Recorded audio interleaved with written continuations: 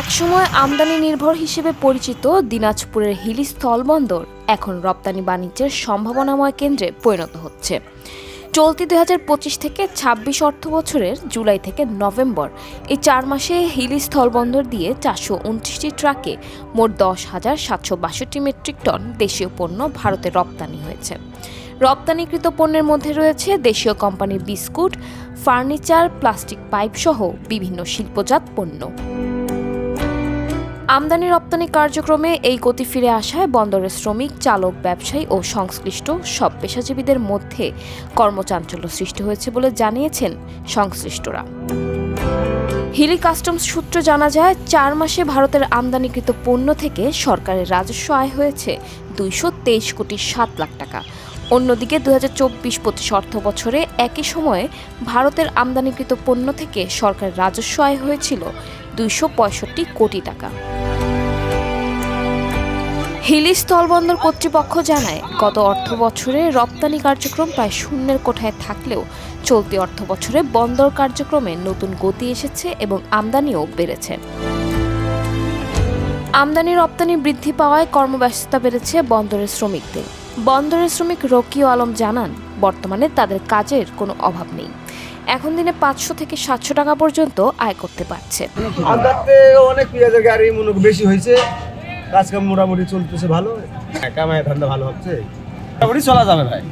এখন ভালো হচ্ছে ভাই, মোটামুটি ভালো চলতেছে কাজ কাম, ঠিক আছে। অনেক এখন একটু কাজ কাম চলতেছে, কামও মোটামুটি চলতেছে, ভালো হচ্ছে। এরকম হলেই চলবে ইনশাল্লাহ। আগে তো এরকম ছিল না, আগে তো সারাদিন এসে ঘুরে থাকে, চলে যেতে পারি। ট্রাক চালক সাব্বির জানান, কয়েক মাস ধরে হিলি স্থলবন্দরে আমদানি রপ্তানি কার্যক্রম বেড়েছে।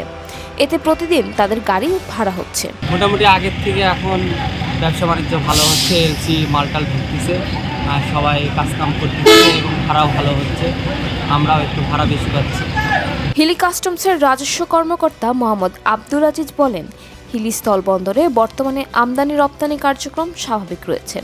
চলতি অর্থ বছরে অন্য বছরের তুলনায় রপ্তানি বেড়েছে। আপনারা জানেন, হিলি স্থল শুল্ক স্টেশন উত্তরবঙ্গের মধ্যে অত্যন্ত গুরুত্বপূর্ণ একটি শুল্ক স্টেশন।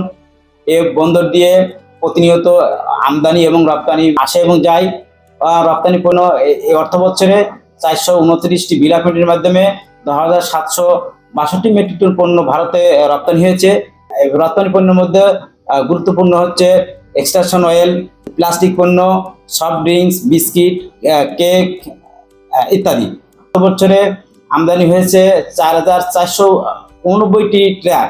তার বিপরীতে ২,২৫,৮৭৪ মেট্রিক টন পণ্য বাংলাদেশে প্রবেশ করেছে এবং তার বিপরীতে রেভিনিউ এসেছে ২৬৫ কোটি টাকা। একই সময়ে ২০২৫-২৬ অর্থ বছরে ট্রাক প্রবেশ করেছে ৯,৩৮৪টি এবং তার বিপরীতে রেভিনিউ এসেছে পণ্য এসেছে ৩,৩৪,৪৯৩ মেট্রিক টন এবং রেভিনিউ এসেছে ২২৩ কোটি টাকা। সার্বিকভাবে হিলি স্থলবন্দরের আমদানি রপ্তানি কার্যক্রমে এই অগ্রগতি দিনাজপুর সহ আশেপাশের এলাকার অর্থনীতিতে ইতিবাচক প্রভাব ফেলছে বলে মনে করছেন সংশ্লিষ্টরা।